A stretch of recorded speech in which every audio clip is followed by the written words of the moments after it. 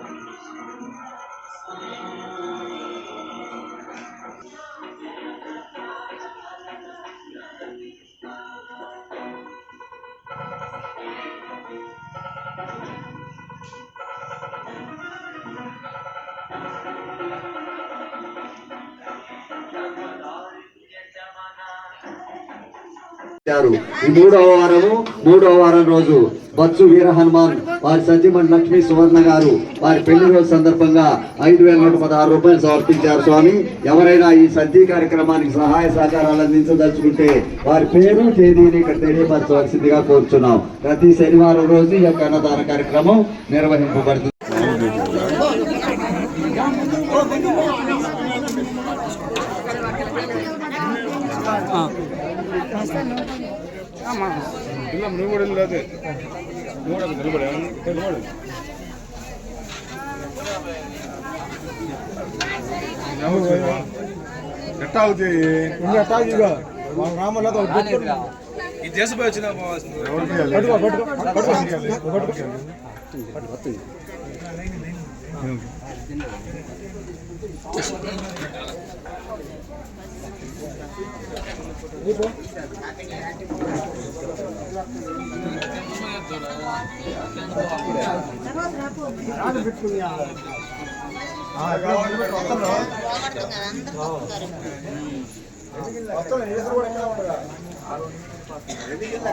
స్వామి rice ఇది